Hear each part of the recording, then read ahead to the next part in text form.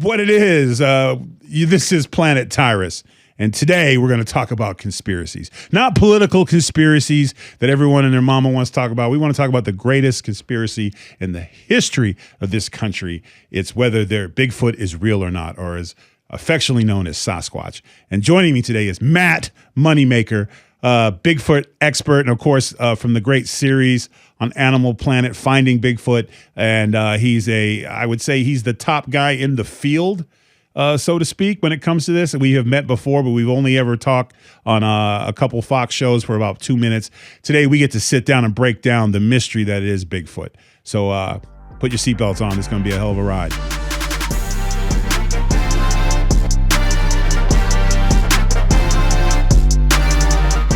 No stranger to me. This is one of my favorite people to talk to, Matt Moneymaker. Those of you who know Searching for Bigfoot, the great series on Animal Planet, but he's been in the field investigating since the 1980s. I would consider you the leading expert on the phenomenon that is Sasquatch or Bigfoot.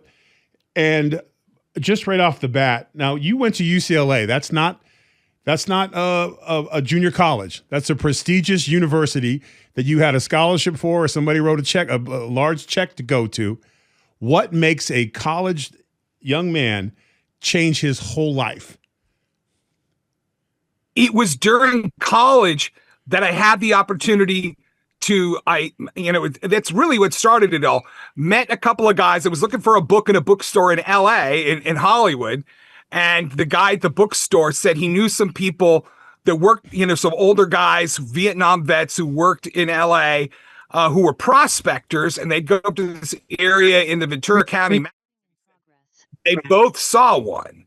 And I said, I got to meet these guys. And then I met them and I realized they both saw one. They said it had to be 9 feet tall. It was up in the mountains. It was at night. It was in the moonlight, but it walked right around their camp among some rock formations. And they said the thing had to be 9 feet tall. And I was like, wow, that's like in Southern California. That's like the next county over from LA, but it's up in the mountains. And I had to check it out. And I thought, how could it be that they could be that close to LA? Well, when you go up in those mountains and you realize there's no roads back into some of those places and it's a wilderness area and you got to backpack in there. And once you're in there, you would never know that you were that close to LA, except for at night, the sky kind of glows. I grew up in California. Been in Mount Wilson. I've been to Big Bear. I've been to Fawnskin, Mammoth. Like, once you get past those windy roads, even the squirrels look at you differently because you're not. Oh, yeah. You're not in Kansas anymore, Dorothy. It is an entire ecosystem that we know absolutely very little about, other than what you see. And there's huge black bears at one time, grizzly bears. So there was a big enough ecosystem to support a dominant predator. So it's not completely out of the impossibility of realms that there could be a large animal successfully breeding and living in the California mountains and people would not be within earshot of it. Right. Exactly. And especially if they're nomadic and they're not staying like in the same canyon all the time. So if people were to find tracks, etc., or see them, and then a whole bunch of people go back into that area, it's just like there's no guarantee that they're going to be there because they're moving around. And that nomadic element of them is one of the things that's kept them undiscovered because they're not going to defend territory. If there's incursions, if there's intrusions, they might throw rocks and make scary sounds and get mad, but they're not going to attack. They'd rather bug out and just avoid the problem and go somewhere else. And that usually happens before they could be surrounded or captured or anything that people would want to do. They have a lot of options as to where they can go, and they use those options, and they it's almost like they're really hardwired to avoid direct conflict, unless it's like under their terms, like at night, you're in your tent, they're coming around in the dark on their turf, they throw rocks, they make sounds, but they know they can get away. And if they hide behind enough obstructions, they know that you're not going to light them up with a spotlight. Right. So, I mean, they're that intelligent. They're really, and intelligence, one of the elements of it comes from, they're very large animals. They're like, I mean, dude, they're much bigger than you. They're and huge. I'm considered a large human being. Yeah, they're much bigger. And so every part of them is bigger, including their heads. And if their heads are really large, they wouldn't have smaller brains than us. They would have larger brains if they've got a much larger head. That's dome shaped, and they do things with that large brain. They don't do the same things that we do. They don't do music and engineering and architecture, but they know their environment very well. And they seem to know what we do, and they're very strategic and very cautious. They put that large brain to use, and that's one of the things. I mean, humans underestimate that. They think if they're out there, they're not building houses, they're covered with fur, they must be stupid animals like every other one. And they completely underestimate how wily these things are because they've got large brains. So take me back. So you go on this, you start meeting people when you're in college. Is there a specific day where you're like, this is my life? Like what? It was that trip. And the continuation of the story, I found some guys to go take me up there backpacking. And on the way up there, we found very fresh tracks, like crossing the trail. And we were so far back in an area where, like, you can't even as much take a bicycle. It's really rough hiking. And I got a few miles back in, and I saw those tracks, and I just kind of fell to my knees. And I'm like, oh, my God, they're real. And I knew right then, I mean, that was the first time I had kind of gotten near to them, so to speak. And then not long after that, we were hearing the big, loud, heavy knocking down in the canyon below where those tracks were. And, Bigfooters had never talked about this knocking thing before that. They had, because Bigfoot researchers before that didn't really go in the field. What they would do is they would collect newspaper articles or sometimes go out and be filmed for a TV show. Right. But if you would spend a lot of time in these Bigfoot areas, you would hear those kind of sounds. Anyway, so they made these knock sounds. I didn't know what they were. And not long after that, as we kept going up the canyon, we heard other knock sounds as if they were applying in the same kind of sequence of 3 knocks, bang, bang, bang, which don't sound like a woodpecker. No. They sound like a home run hit in a baseball stadium. I mean, really loud, heavy knocks. And still, we didn't know what they were. I was like, what, is there a hermit down there? And then, chopping wood. And then we hear another one further up the canyon. And so we didn't see one on that trip, but then we heard the what you call the owl on steroids hoots later on that night, right? Which you supplied us with, and it was pretty intense. Yeah, that was the point that I realized these things are real. Nobody else is really going after these things, and from kind of I grew up in LA, grew up in Hollywood. And I knew how important it was not to like kind of follow the crowd, but to find something unique and different that nobody's really doing, but that will become a big deal. And I thought, okay, this is it. I'm going to make this my thing. Nobody even knows about this, and their minds are going to be blown when they realize these things are real. And I thought at that point, they're going to know that they're that close to Los Angeles, as if that was going to be the focal thing. And then I had moved to Ohio. And in Ohio, when I met the Bigfooters out there, and I went out there, I chose to go to law school in Ohio because there was so much Bigfoot action in Eastern Ohio. And I wanted to have that. I didn't want to leave California and thinking I was leaving the Bigfoot stuff behind. There was even more in Eastern Ohio. And it's a place that's full of deer in Eastern Ohio. So it made sense. And it was out there while I was in law school, going out to these locations on the weekend and like staying all night long in places, that I finally had that face-to-face encounter.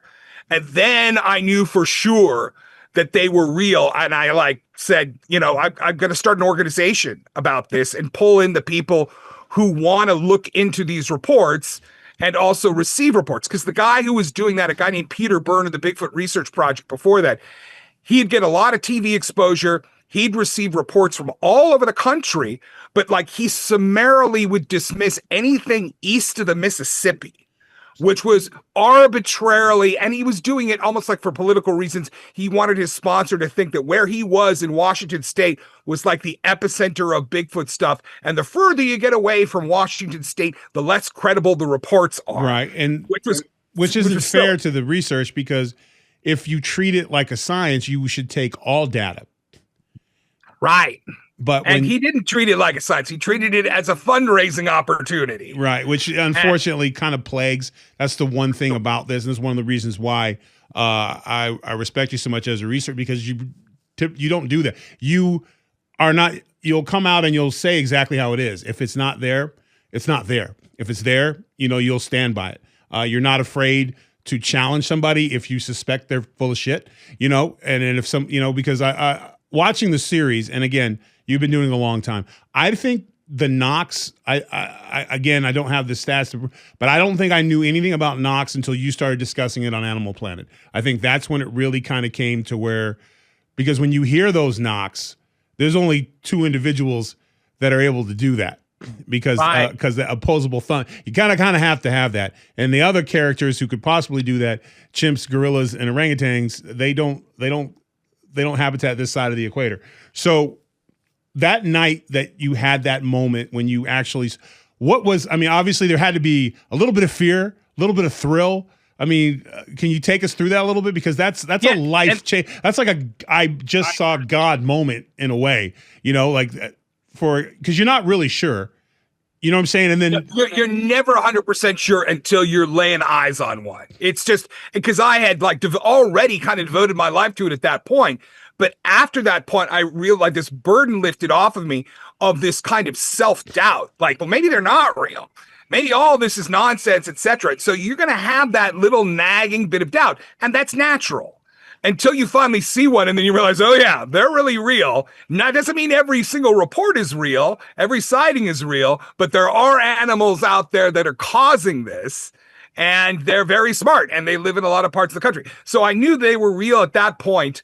But anyway, what led up to it right before that, I was out there with another guy. He actually saw, we were separated by about 60 feet away. He was in the woods. He was out of my view. This was like 2:30 a.m. on the edge of a swamp. He heard them coming, heard chattering, then saw one come around the corner. It stopped dead, probably about 50 feet away, and squatted down and started swaying back and forth, looking right in his direction. And he was in the shadows off the road, and it was a dark night, and he was freaked out, wondering, he knew this one was looking right at him, and he couldn't figure it out. Later, I showed him that the night vision goggles that he was using was lighting up his face. It was like shining, because they're like illuminated screens. And so it was like lighting up his face in a pale green. And that's what that one had keyed in on. Anyway, that one walked back out of view. Then he heard movement through the woods, and then from the other direction, that one and another one, a much bigger one, charged at him, and then stopped about 15 feet away. And he got up and lit them both up with his flashlight, lit them up both very well enough for him to do a good drawing of the bigger one. But he got the sense that this was like a mated pair, because there was a much bigger one and a smaller one. They both seemed to be full grown. And so then he walks back over to me and says, they're right over there. What do we do? And I just said, listen, we found where they're at. We're going to come back in here and set up surveillance cameras and let them roll. And hopefully they'll come and do the same thing again. And then we've got it. So I'm explaining him the plan. And I said, where's my goggles? Where's the rest of my gear and everything? And he said, well, he dropped it over there in the woods when they charged at him. Which is fair. I think that's fair. I think I think that's okay. Oh yeah, absolutely. But I said, go back and get that stuff. If they didn't kill you already, they're not going to do it now. Just go back and get that stuff. So he starts walking back in that direction. And as he's walking back, the bigger one circles behind me through the tree line, just inside the edge growth. And then finally comes out of the edge growth, emerges about 20 feet or so, kind of behind in the opposite direction, and comes out. And I had known, not just from what was going to happen with him a moment before, but for talking to many witnesses, how when they intimidate, they'll come and be scary up to a certain distance. But it's like there's a barrier like 15, 20 feet. They don't want to get any closer than that. It's like a mock charge, like you'll see with silverbacks. Exactly. Very similar. And they don't want to get physical, but they do want to impress you and scare you. So it did that with me. And I was just like, okay, we're leaving. And, and I started talking in its direction like you do with a growling dog. If you had a growling dog come up, I guarantee you start talking to that growling dog. Hey, easy boy. Yeah. Yeah. Exactly. So I'm just like, we're going. Look, I'm picking up my stuff. So because I didn't shine a flashlight on it, I didn't see the face clear enough to be able to do a good drawing, but I could certainly see if you got like a quarter moon and you got something that big standing that close to you, you can see it. And I'm sure your eyes were dilated to the max. There was no blinking. I mean, right. Because this is one, you've never seen anything like this and there's no point of reference. Maybe the closest thing, but even gorillas, they're on all fours. And even though they're impressive, when you see them in a zoo, you're like, like they're big, but they're not towering over you. And they're not free, which is a completely different thing. The only thing separating you and him is opportunity. So and let me ask you, when you talked about, you heard chatter, would you support the fact that they have a language, or at least they do. A strong they can use vocal language? We didn't know what to believe about that. We had heard the Sierra Sounds recordings from the 70s, but it was only after the group doing enough expeditions and then hearing that themselves and coming back and saying, yeah, we heard this it sounds like this growly kind of vocal chatter going on between two of them and they can't understand what it is, but it certainly has the elements of sounding like a vocal language going back and forth. And of course, the ability to do language that would, our ability that distinguishes us from other primates is the fact that we walk upright, and that upright posture is what allows the voice box to develop. And then also you can carry a larger brain if you're balancing it on your shoulders, as opposed to hanging over like a knuckle walker. If you're hanging over like a knuckle walker, your whole body's out of balance if your head is too big. Right. But if you're walking upright, it can be bigger. So you've got large brain, probably a bigger frontal cortex that controls language, and then you have this voice ability. So it evolved with them as a natural primate consequence of bipedalism. And of course, bipedalism, does so many other things. It allows you to walk through snow. One thing that it allows you, if you're chasing a deer through snow and you're really tall, you can, deer isn't going to get through the snow as fast as you can, and you can catch up to it. And it allows you to see dangers from a bigger distance. There's a lot of things that help, allow you to survive better if you're a bipedal primate. And I would imagine that, given that size, with the exception of a Kodiak grizzly bear, which again, you're looking at Alaska, which again, we know there's evidence support there. Very few things that are going to challenge that smell, that sound. And that's probably what a lot of the knocking is doing. The other animals know, hey, we shouldn't be over here because the top guy is here. One of the things that I find so fascinating about this phenomenon is when you hear people give their testimonies when they meet them. And a lot of times it seems like it's a very different reaction to women and children as it is to grown men. It seems like when it's men, it's a little more aggressive. And with smaller, it's a little more curious. Do you see that? Have you experienced that? Yeah, in so many different ways. In that, like, if they're going up repeatedly to a house or several houses in a neighborhood, you notice that neighborhood is the one where it's just women and children. Right. And there's no men around. And on expeditions, if there's groups of women and they can hear the voices, they're very much keyed into. And when you think about it, humans, you don't even need to understand the language. If you hear voices, you can tell the difference between a female voice and a male voice. Even if you don't understand what they're talking about, it just sounds different. So a group of females, chattering or singing, walking through the woods, these things will come much closer. So if we have enough people on an expedition, we always try to have an all-girl group to go through the woods and see if that works. So in many different circumstances, it seems as though they're curious about all of us, but they're less afraid of women and children. And so their curiosity will kind of bring them closer. Now, why would they have that? Well, it's probably because when they've seen hunters, they're typically men and aggressive. Exactly. Plus, there's a testosterone level. Other animals, it's not like they just met us. Like when you go, and again, you can go back and some of as far as history will take you, especially with Native Americans in this country.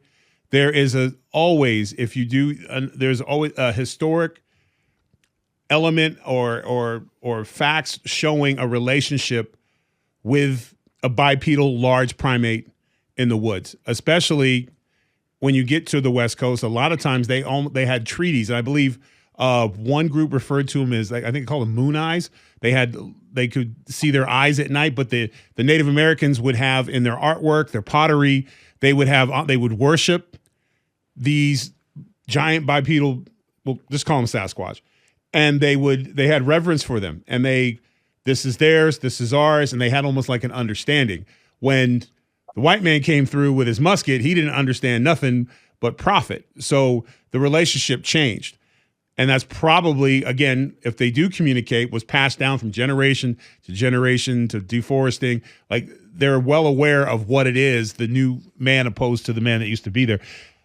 When you look, do you go back in history a lot to look when you're putting your research together, when you look at areas, do you look at native population, how it was back then in terms of artifacts, when you're fact finding or looking for what you consider a hot spot? Like, what goes into when you decide, like, I'm going to go investigate this particular area of woods, what's your baseline? Where do you start? Well, you look at old reports. So Right. Native American legends would be part of that, going back into history. So, an area that has a very documentation documentation of oral histories of Native Americans. So many of them have names and stories that are, even if it's in the different word, they're clearly describing the same things, like giant hairy man. Right. And some of those have like petroglyphs where of the hairy man. And so not just stories, but actual visual representations. And then there's the whole layer of early pioneer settler era talking about them, and they would call them wild man and use their own words. But then you'd hear from the description kind of the key things of, on two legs, much bigger than a human and completely covered with hair. And then, it's just like those things just like kind of wouldn't occur at random. And also the element of not just kind of like a scare story, because the stories are like the ones today. They're not of them attacking people and killing them and eating them. The Alaska thing is a little different. I can get to that later. But for most stories, it's just, it's people see them and they turn around and run away. Which is a great survival mechanism. Let me tell you, retreating consistently is a good way to prevent getting killed. Would you say they're more optimistic omnivores opposed to, because I think if they were completely carnivorous, we would have more evidence because they would take more chances. A starving bear is going to, or a wildcat's going to take, a mountain lion is going to take a chance, but if you're more of an opportunist and you kind of eat a lot of different things, you don't necessarily need to take the chance of interacting with human beings because they're not your food source. Right. They're opportunistic. They're omnivores, humans, and like there's some bears that are eating mainly meat, but a lot of bears omnivores. Yeah. So they're definitely omnivores. They're people will see them foraging, and then people will see them also carrying away roadkill deer from the side of the road. So, and doing things that sound like they're out there hunting and kind of driving deer. So they go after both things, but it seems like what determines where they go, just like with humans, just like with Native Americans, before the horse, what would determine where they go is where the food sources are. Right. They would migrate. They would just follow the herds. Exactly. They would follow either the buffalo herds, they would follow the deer herds, but they, if you stay in one place and you hunt a lot of deer, after a while, there's not going to be enough deer and you got to move on to somewhere else. So that's why in the United States with the Native Americans, there wasn't not too many, what you would call towns or big cities where they built up, because they were on the move quite a bit. And before the horse, it was usually by canoe.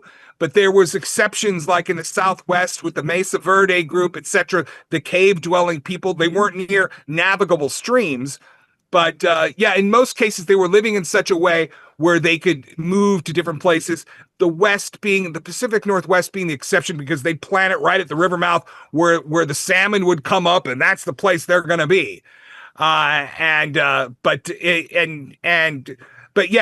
with Bigfoots, they would be if they were carnivorous, you're right, there would probably be a lot more clashes. They would have gone after human livestock a lot more, as opposed to just sticking to their natural diet. And that would have gotten them into trouble and would have like gotten posses together to go after them, like they did after the wolves, and in the East Coast, like the big cats. Because east of the Mississippi, there was wolves and big cats all over the place. Yeah, they were. If you go back before settlement, we had cave bears, we had smilodons, we had mammoths, we had giant sloths, we had bison, we had several large giant antelopes. Like there was large, just like you see in Africa today, the American landscape at one time looked very similar to that, but it was over the advancement of man wiped out most of the large herbivores of the plains. Like the bison became, I'm just guessing because it's just sheer numbers, but there was other large animals that roamed America that aren't here anymore. And if you went out with a shovel and a pickaxe, good luck finding any evidence that they were ever here. I mean, very rarely do you hear someone go, "Hey, I was digging in my backyard this weekend and I found a giant sloth," or I forget. It was one of my favorites. It's only when they fell into tar pits. Tar pits is the only evidence that we have. And I lived in Miracle Mile for a while, so literally it was nothing like getting up at 6 a.m. to go train smelling tar pit in the morning. So I can relate. But again, when you deal with naysayers who are like, well, there should be bones everywhere. It's not necessarily, that's not a key thing. When you talk about fact things we know, the footprints, we've all seen them. And you can tell a difference between a real footprint and a fake footprint. Just indentation and the way things set in the mud. Hair samples, I always find that particularly funny to me because, well, you don't have a point of reference. You don't have a common ancestor. So when you test the hair, the results are what? Because you have to have results, you have to have a baseline. So when you get the hair back and you say, well, we think it might be a bear, we think it might be a primate. You don't know because we don't have a link, which makes them so mysterious. And one of the misconceptions is people think that hairs have been brought in and tested over a long period of time. If you go find hairs in the woods that you think might be Bigfoot's, good luck trying to find like a qualified, capable university that will analyze them for DNA for free, right? And that will have the clout to be able to present their findings to the scientific community. You won't. I mean, so these statements on TV where people say, "Oh yeah, we had these hair tested and they came back unknown primate." Well, finally now the University of North Carolina, there is a professor there who really wants to start doing DNA on hair samples.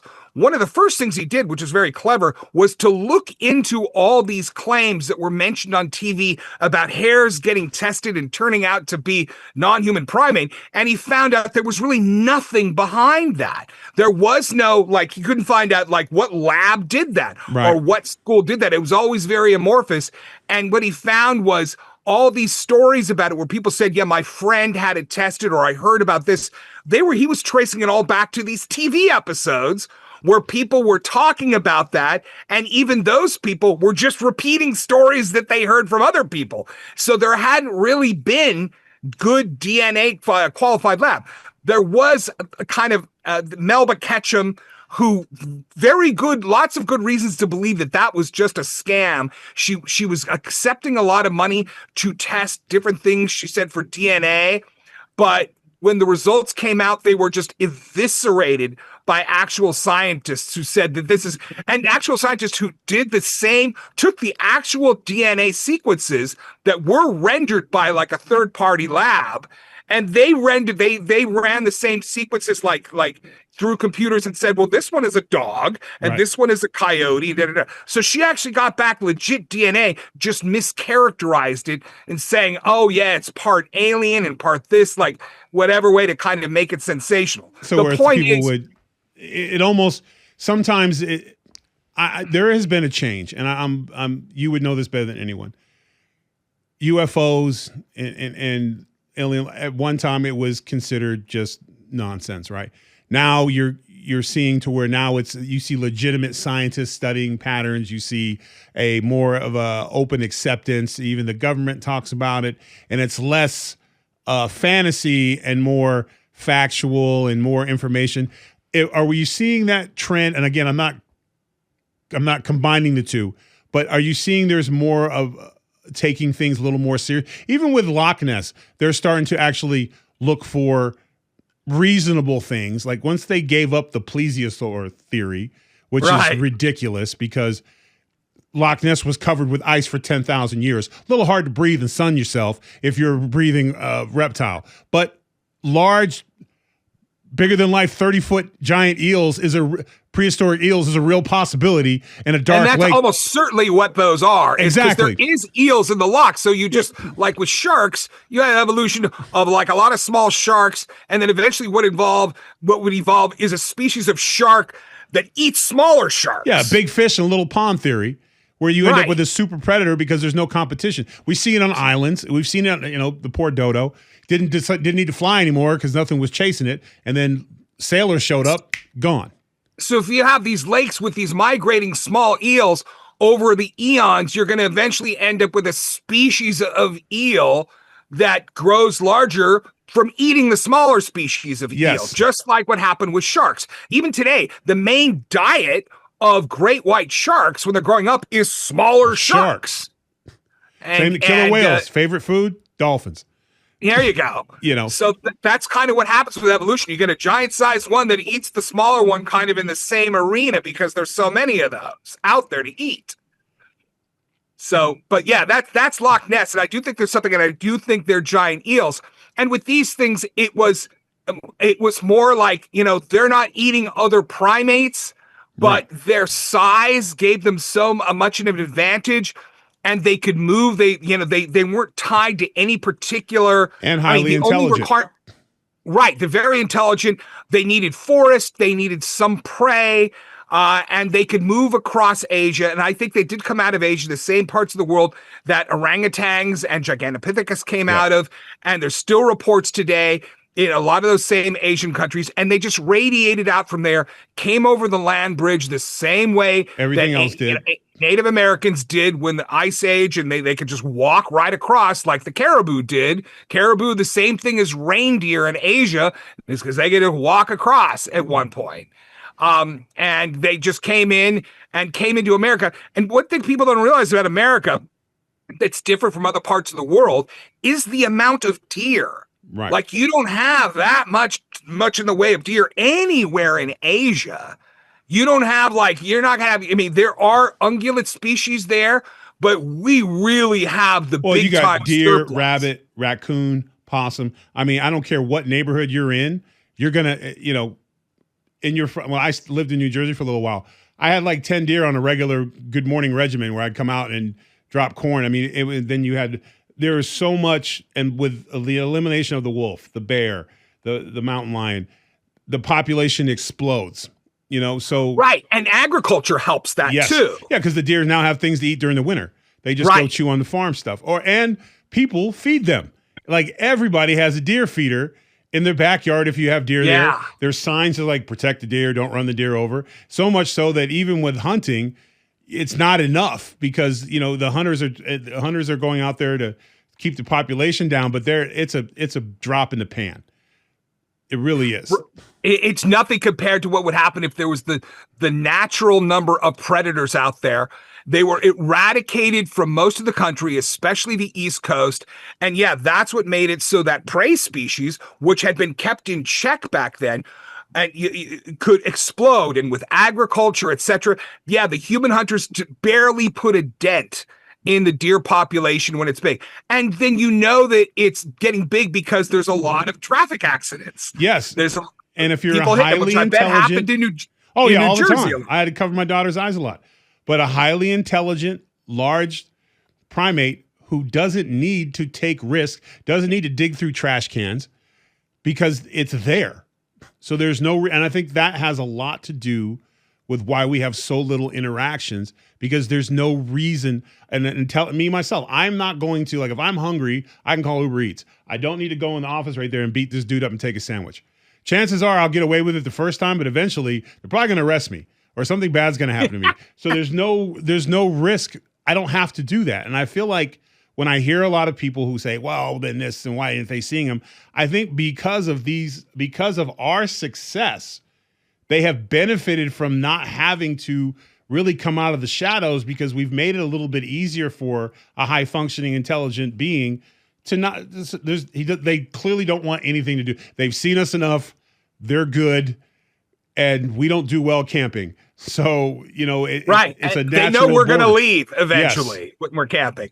And one thing, people hearing this, one thing that's going to be hard for them to compute is they don't understand how rare these things are. Yeah. So they think if they're out there, then, I've lived out in these counties my whole life and I've never seen one. Yeah, you won't, because you're talking about something that's very rare to begin with. They're only really out and about moving after dark.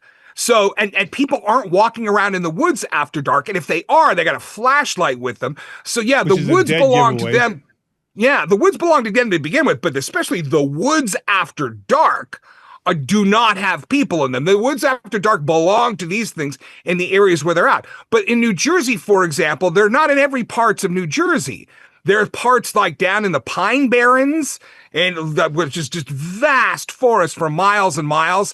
And then up in the northern part of New Jersey where the Appalachian Trail goes through and the Delaware Water Gap. And up there, the bears, that of all the places in the country, you would think of like where there'd be a high population of bears, you wouldn't think northern New Jersey. But there's common raccoons. I had I'm pretty sure he was a type 2 diabetic bear. He was so chubby.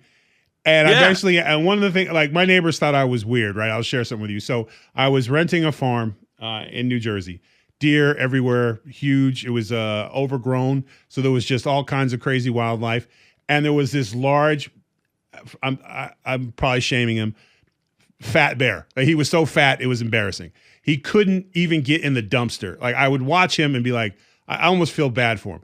So one of the things that I've always done, and it's for me growing up in California, being an outdoors guy all the time, Boy Scouts or whatever, one of the things we would camping is we would always go pee a perimeter.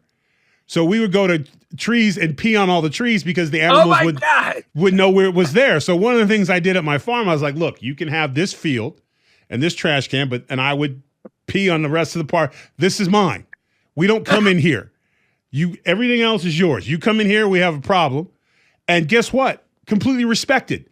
I had the cameras, never came in my side. And that's something that I always said to people like, well, I got these damn deer, because the deer won't come in either. They'll go in the field, they'll come just close enough to the house, but they'll walk by the tree where you've marked it consistently, and they will flee. They will immediately run back. Funny? And it's something, and I learned that, and old Boy Scout guy was like, hey, mark your territory, mark it around your tent, because before they get to the tent, they'll say, oh, this human is letting me know this is mine. So I think that has a lot to do with understanding your environment and knowing what's around you, because if there's a mutual respect, the bear never gave me any problems. I don't know if he's still with us, because his weight, I was a little, it was embarrassing. I would see him just laying around, and even when I'd be like, hey, bear, and he would just be like, huh? Like, there was no sense of urgency, but he also knew, hey, I'm on the other side of Tyrus's pea line. So, and he's probably like, I don't know where this bear gets his haircut, but, you got yours and I got mine. And natural things like that, I think we've gotten so far removed from. And I think sometimes talking about this, where you're going, and one of the things you do, and I want to talk, you do tours. You take people out into this environment to give them just a sample of these expeditions into the wilderness. Have you noticed a huge disconnect with people? Because I tease my kids. If the power went off, can you guys make a fire? Can any of your friends make a fire? Build a fort. Make a fishing line out of some tweed and stuff. And my kids can, because I've taught them, because it was taught to me. But their friends, if they can't download it, Wi-Fi goes out. They might be eating each other within 3 hours. When you do these tours and people want to get, because I think one thing nice about the Bigfoot is it still shows us as a natural world out there and for exploring and things like that. Do you think we've gotten so far away from that, or are you seeing there's a resurgence? No, well, we have definitely gotten away from it. And the way we see it, experience most, is when we have newbies, as we call them, because most of the trips now, they've been going on for so long and they're so popular that most of the people who attend are people who've attended like a dozen of them over the years. So there's usually just a small number of people who are first timers. And it's always, well, it's pleasing in a way. It's not surprising. It's pleasing in a way because you could see them kind of come into it. How afraid people are of going in the woods in the dark because they've never done it before. Right. So for a lot of people, they've never gone camping at all. But even if they've gone camping, the idea of walking around in the woods without a flashlight on, just like letting your eyes adjust and like walking down a road or a trail in the dark is such an alien thing to most of them that they're terrified at first. Like every little sound freaks them out. And so now we have the benefit of now handheld thermal scopes are now cheap enough so that there's enough of them on these trips that people are able to pass them around. So if there's a little noise in the brush, they can just look and make sure that it's not a big animal. But there's still that primal fear that happens with newbies. And it's because they don't have that experience that all of our ancestors had all the time. We used to be the scariest thing in the dark. That's right. And we were used to, all of us were in the dark, in the woods, all of our ancestors, like every single night. There wasn't artificial lighting. And if you walked away from the campfire and you didn't have a torch with you, it was freaking dark out there. And you kind of learned to deal with it. So what's beautiful is people are terrified the first time, and then their body kind of learns that, no, they're not getting killed. They're surviving it. So there's less of a fear each time they do it. And then eventually they're able to take the new scared people and be the brave person leading them around through the woods when they were that new scared person, a few times before. And I'll tell you, it's one of the things that keeps people coming back. I don't want to say it's spiritual, but there's definitely something that happens when you're in that kind of environment. I think you can make that argument. I think there's a spiritual connection to Mother Nature. We should, and the unknown. And it's okay that you don't know every nook and cranny, every acorn. And if there is something, if there is a creature out there that we haven't discovered yet, you should be excited about. Maybe I'll be the guy who makes that connection. I mean, it changed your life, changed your entire trajectory in life.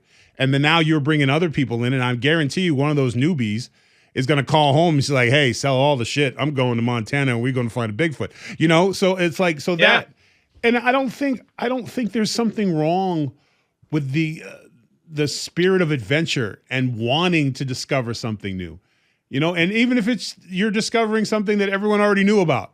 But the first time you realize that squirrels, they sing to each other and they have their territories, but really they're threatening each other with death. I think that was one of the funniest things. Because my daughter, she loves the birds, right? And she likes because I put bird seed out and the birds all sing. And one day I told her, I said, you realize these birds are singing to other birds. Come over here, I'll kill you. Like this is mine.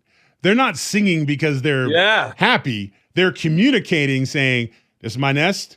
This is my bird woman. This here is all mine. And look at and to understand that, to understand what Mother Nature is really all about, I think it's gotten so lost because the thing about Bigfoot is patience. And you could but here's the thing, the sensory perception thing. You realize when you go out and do this at night and you're out there waiting and it's dark and there's a lot of waiting or a lot of looking around, it's very quiet.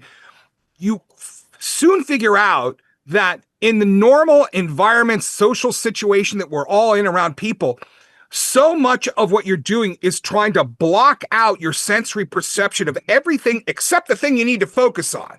You're trying to block out the noise, the stimuli, and everything else, and you need to do that to stay focused. But then when you're out in the woods, it changes, and your mind all of a sudden, because of the fear factor as well, your mind is really trying to tune in to every sound, every vibe, every nuance. And that's the spiritual thing that kind of happens. It's your mind really trying to tune in And it's okay that it's doing it for fear, for self-preservation, but you really feel it, especially after a few days of doing that. It's like what we call the city vibe kind of wears off you.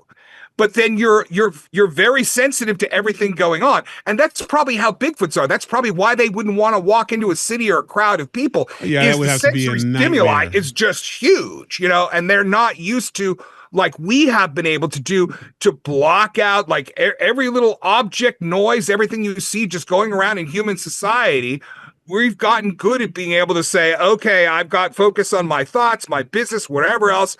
I'm not going to be affected by all of this around me. And it's a different mode of being. And there's a lot of like the romantic poets and stuff, and writers like to, to go on Walden Pond and to go to these places where they're really tuned into nature, and something different happens to them that way. And it's really a survival mechanism, but it's a beautiful thing, especially when all you've ever known is the city. I always, when I go out in the woods, I'll tell my kids, go pick a spot, sit down and just stare at it. Just stare at it for 5 to 10 minutes. Because when you first sit down, you don't see anything. You just see a green plant. But if you sit there and you're quiet, first you see a little ant goes across. Then there's a butterfly. Then you see there's a spider making a web. Then you're hearing the sound. Oh, there's a cricket over there. Then you see a squirrel and a bird. Like, it opens up like a book to you if you're just willing to have the patience. And I always, because whenever someone goes, what would you do if you saw Bigfoot? I said, well, first I'd back up. That's the first thing I would do. But I would think it would be, I was really patient and I was observant. And I think it's a gift to actually get to see them. I don't think it's, certain things happen. It runs across the road. You're driving. That's one thing. But to go out in this element and to follow the rules and be one, and then you get an opportunity to see it, I think that's way more powerful. I think, and that's probably why it changed your life. Had you seen it run across the street in a car one night on a beer ride with your buddies, I don't think it would be here. No. Was it the emotional, spiritual lift had to be phenomenal. It had to be something, because no one else can relate. And I think maybe that's why you get so much, because one thing I've noticed, people love to hate what they don't understand. And it's so much easier to say, doesn't exist. Because if it does exist, what's that say about you? Well, a lot of the people part of the motivation for a lot of people doing it is they're afraid and they don't want to say it. It's easier to say, oh, there's no such thing. It's kind of like people denying ghosts, right. After so many people. It's because you're saying you don't want to believe in ghosts because the idea of it kind of scares you. So you feel you're putting yourself in a safer space if you can convince yourself there is no such thing. Well, you maintain control. Yeah. Human beings have a problem with control. And since you said ghosts, it's an awesome segue because you sent me 3 awesome sounds, and I want to go through them with you. There's no point in having a Squatch expert to not go through these sounds because they are incredible. And again, science is like a hobby. When you hear the sounds, you can tell a difference between a dog growl and a person moan, or a person yell or yawn, or even if a person mimics a howl and you hear an animal howl. When I heard these, I didn't hear an animal howl. And you know the difference. It's almost, I don't want to say a musical sound to it, but you could definitely feel a lung pushing it. You just felt like a standing person letting something out. It just right, and a big person, powerful. Yeah, the loud, heavy, big tone. If you were in front of it, your hair animal would move. Like it would feel like you were in front of a fan. Like it's just a powerful roar. Like something like when you hear a lion roar. But again, when a lion roar, it's the same. When you hear that, you know, like, oh shit, that's something that can eat me. And the lizard brain kind of helps you out, like something deep instinctual. Your mind kind of analyzes. You can hear a sound and go like, oh, that's huge. Whatever that thing is. And as a guy who's 6'8" and 320 pounds, when I heard that howl, I was like, that's got to be at least 2 or 3 feet bigger than me. Like that's got to be like. And you're right. That's got to be like where he would pat me on the head and say, oh, you trying? Like I didn't know it was teen night. And people have been hearing these things for years and years and years and didn't know what they were. And they would describe them. And this is before recorders and phones and everything became more, dispersed so that people could get recordings of them. All they could do is tell people about them later. And the reaction people have is, oh, it was probably a basset hound. Or people could help this them ain't no damn rationalize. basset hound. It's the biggest basset hound of all time then. Exactly. I got my look at my guys are fired up. They're ready. So Howl clip 1 is from Morton, Washington, August of 2010. And they give me this notes. is from a BFRO expedition. Yes, one of yours. Yes. And BFRO, you look it up. This is where you can go on these expeditions with you. If I could ever get time off, man, I would love to bring my kids to something like that, just to be able to experience and just to get back to the wilderness. I think I don't want to tell you, there's a really good place in Texas if you ever want to go, like Sam Houston National Forest. We could set you up with a guy who could walk you right in at night and you would blow your mind. Okay, you guys, is my team ready? All right, so we're gonna roll, and you just kind of let's let them soak it in, and then you give us the play, and you break it down for us. Yeah, maybe they want to show the waveform that's on the video, or they don't have to. But do we have the technology? Okay, we have it in post, which means yes. So we will have the technology. Roll it.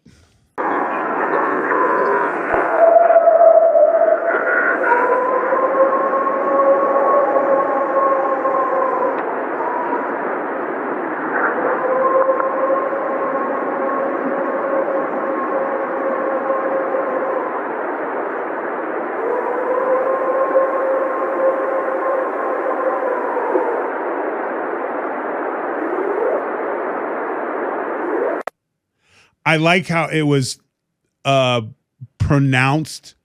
Now that was at least, I don't know if we could carry that tune that long and those loud howls in the beginning and then the short ones at the end really speak primate to me. Really speak like he let everybody know who needed to know in the general area, and then it was a different communication to someone closer to him, almost maybe even a reaffirming.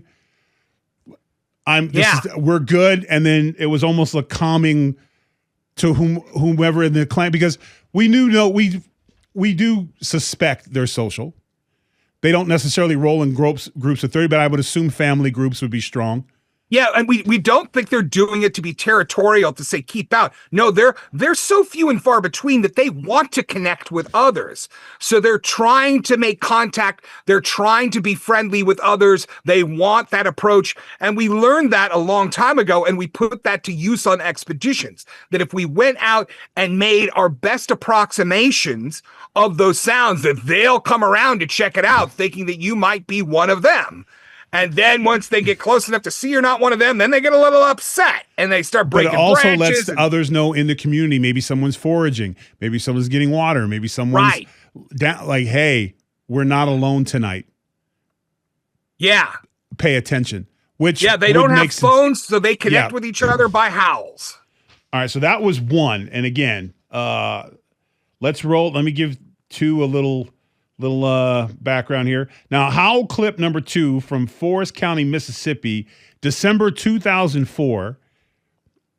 Can we roll that one? And this is the triple moan, correct? Yes. Oh, I thought the triple moan is Mort.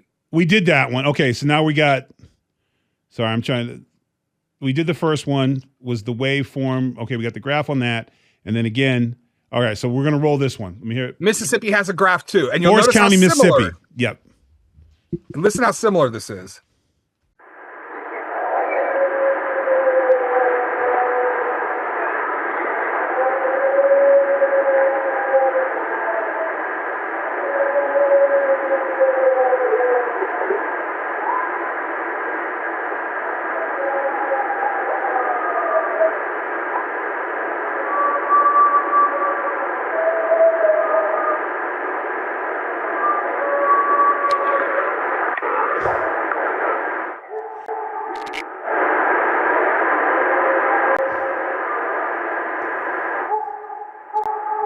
See, but I'm noticing and I've listened to this probably 20 times today.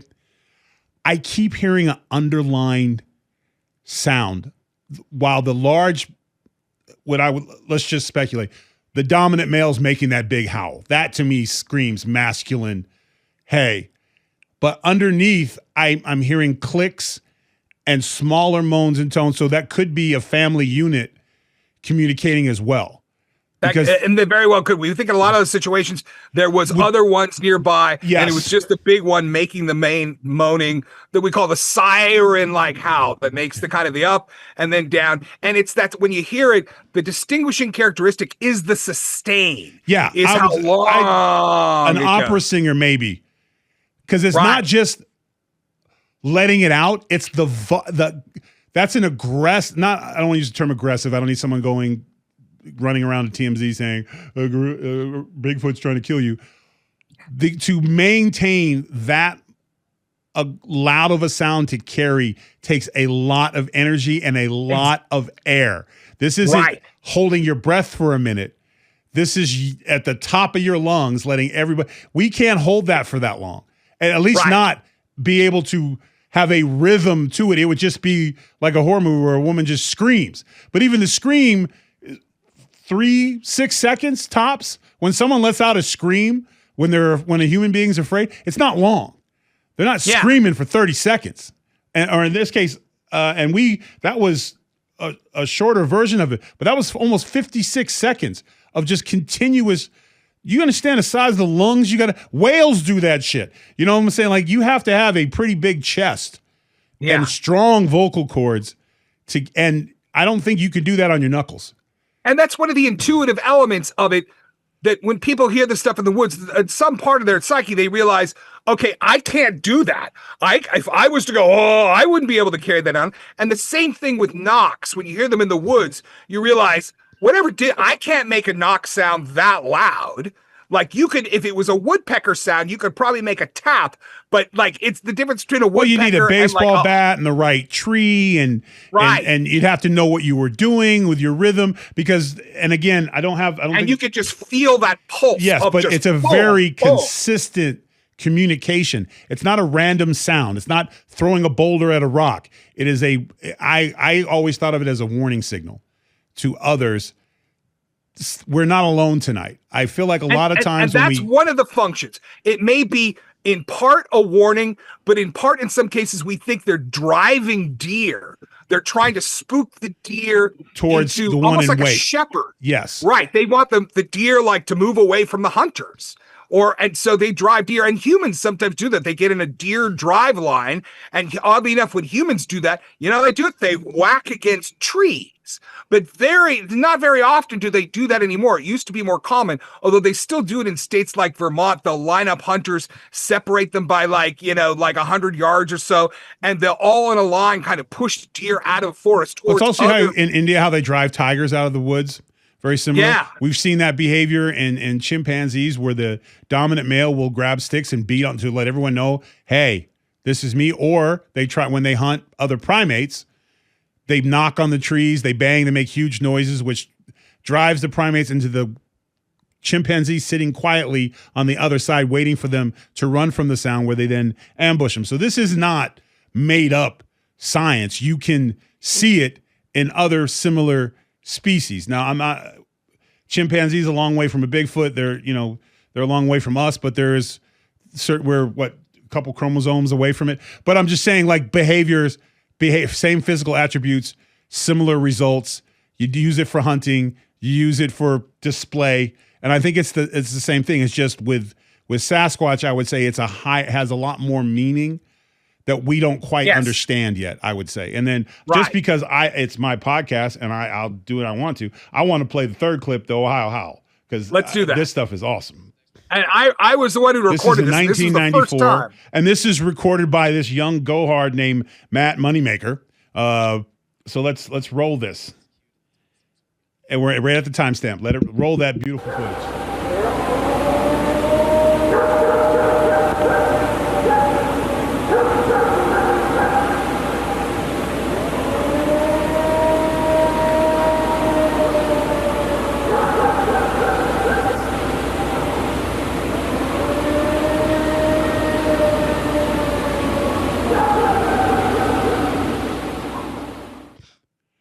dogs.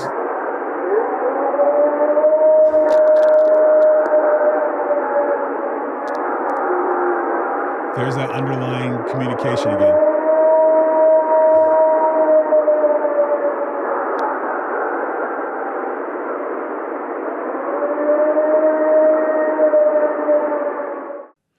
What, again, animals react to fear.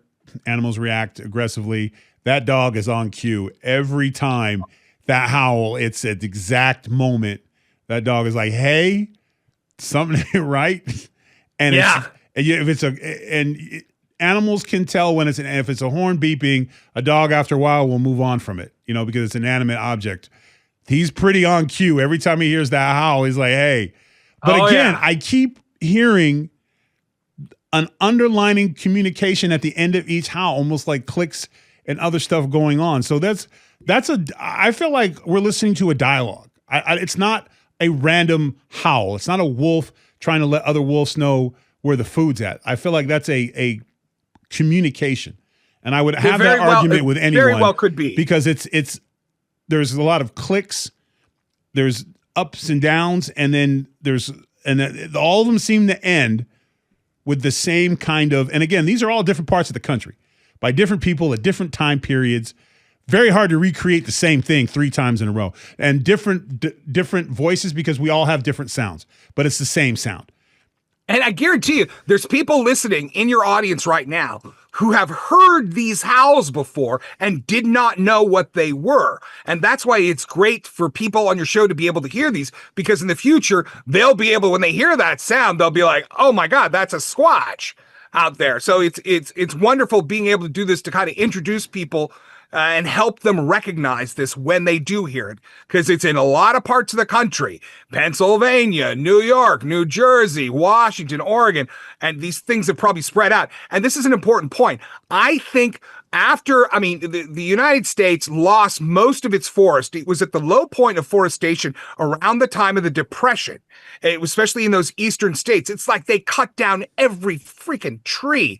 It was a wasteland. If you look at old photos from back then, just a wasteland. Well, the forest is returned in a lot of places. And when the forest returned, then the deer returned in force. A lot of the animals that, like in Connecticut at one point, it was a big deal if anybody saw a deer in Connecticut at all, around the turn of the century back then. The forest has come back, and now there's deer. People hit deer with their cars in Connecticut all the time. Oh yeah, you see them more than you see stray cats in a lot of and they were rare at one point, and of course abundant before that. But when the forest was eliminated, the deer were eliminated, and then the forest came back, the deer came back, but the other predators weren't there, and so we think their population of Sasquatches is increasing in some parts of the country because of the abundance of food. And exactly. And there's more places to be a squatch. Right. So much more now than there was during the 30s, during the Great Depression. Places like Ohio hardly had any forest left. Now, Eastern Ohio is mostly woods. So a lot of that, what was farmland, it was like they looked at trees as almost like a nuisance and something they could sell. But yeah, when a country gets very poor, like we were in the Depression, it was like people are looking for anything to scrounge, anything they could make money off of, anything like firewood, train ties, or anything else. And they also wanted to clear the land for farming. So that was what was going on then. But then the country kind of came back. People saw some, they knew that having trees there kind of helped stop erosion and things. And then grown trees had some value for when they were cut down. They also understood air quality is better when you have trees. And right. And so it came back. And so that's why I think these things are making a comeback. And that's one of the reasons the sightings increased greatly into the 60s and then the 70s and the 80s. There was probably more Sasquatches around in those decades than there was before when everything was also deforested. They pushed further back into the more remote parts of the country because they had to for food source. So there's more food, you get a little closer. If the deer wiped out again, sightings would go away because they would go deep into more places where they could survive. Exactly. I could do this with you all day. I had a bunch of speed round questions, but we've handled all of that. Well, anytime. No, yeah, and like I said, I've had the privilege of having you on a couple times, but they always give us like 3 minutes. This ain't a 3-minute conversation, and it's nice to have a conversation where we talked about it because we started the conversation. We're just going to treat this as a real thing and have a conversation. I did not want to waste. Well, you could have been a coyote. Like, there's enough of that shit. We had a real conversation. I think we made some strong points. Definitely. Again, if people want to get a hold of you or they want to look into, hopefully some people have to listen to this podcast. Maybe these two guys here, hey, you still got to come to work. I don't care if you get inspired by Bigfoot or not. Your ass got to come to work. But where can they get information? Because hopefully we aspired just one dude somewhere to be like, you know what? This science degree sucks. I'm gonna go out in the world and discover and be a pioneer, because this is really the last great pioneer in this to go out and discover something. Like we got, and it could be life changing. So what you would do is Google and put in Bigfoot research. And one of the first things that will come up will be our organization. We were the first Bigfoot website since the mid-90s, and we're still the biggest and most popular. So it comes up high in the results in Google. You'll find the website for the Bigfoot Field Researchers Organization. But all you got to do is remember that and you'll recognize it. But it's BFRO.net. And you'll see a database where all these sightings are across the country. We've received probably at this point 75,000 reports, but we've only posted about 10% of those that we're really sure about. That's what makes you different. And the reason why I respect you, because you were the first one to call bullshit. Yeah. You're not doing that. Oh, yep. Because it is a passion. And you want the truth, not necessarily the dollar. And we don't want to send people on wild goose chases. Yes. We're putting reports out there so people can go check it out. We don't want people having to bother checking out something unless we're really sure that there was a Bigfoot involved. And we'd rather ignore 9 out of 10 of them that we're not really sure about it because they didn't get a good look at it, or they're maybe misinterpreting sounds. But it's like, we like ones where there's multiple witnesses and they got a real clear view of it and things we know, okay, this really happened there. So people aren't wasting their time if they're in the area. And lo and behold, when you do that, and if we put it on Facebook too, you have all these people on Facebook from the same area coming forward and saying they've heard the sounds or they've had sightings. And it's social media really helps with this subject. Facebook, for all people complain about it, boy, does it do a lot of good for Bigfoot research. Well, and another thing that I think you were an ambassador is you had a really good TV show. Yes. And one of the things I think I've seen every episode at least twice. One of the things that I always thought was great is your town halls. And but everyone you treated, we got to prove it first. And I think that's what made the difference for me is like this guy, legit, so many people want to you could capitalize and do all these things. If you haven't seen Finding Bigfoot, you can find it. I own it. I think I bought them all on Apple. But I just, but that's a good place to start. Watch a couple episodes. Just check it out. Open mind. I don't have to convince anyone of anything. I happen to believe this is a real being, and I've seen nothing to disprove it. And I haven't seen one, but I just, based off just science and looking at stuff, I'm more for it than I am against it. But prove me wrong if you want to. I don't care. It's a great story. It's a great part of our American history, and it's all over the world. It's everywhere. We didn't even. Next time I have you on, we got to talk about the aggressive ones in Alaska. But all right, yeah, the Innuaki. Anyway, but that was the one I was kind of when they, that was the one I don't get into it, but that was the one I was kind of I don't know, but because I don't think an aggressive species would still be here. I can tell you we'll do another episode. I'll give you the whole backstory on that show. I don't think that stuff really happened because the lady whose story it was all based on, a Native American woman, later admitted that she made up the story because she just didn't want other people going to that area. Right. But it took on a life of its own. And then there were some people who were all too willing if they were going to be in a show, to kind of play up the drama. The magnetic control, mind control. I was like, oh, sons of bitches. They're just stretching it for all they can do. And we didn't respect that. When we did Finding Bigfoot, our rule among, for the cast members was we weren't going to fake anything. No, you had a skeptic on there who literally every time was like, nah, it's a muskrat. Yeah, but that's what they brought her on there. That was her role, though. Yeah, but I'm just saying most people are not willing to we deal with it in politics all the time. Either you're 100% with us or you're 100% against us. I thought it was a good balance because whenever I talk about it, my wife will be like, grow up. The only Bigfoot around here is you. Okay? You're alone and there's no friends waiting for you in the forest. So take out the trash and shut up. Okay? And I'll be like, you'll see.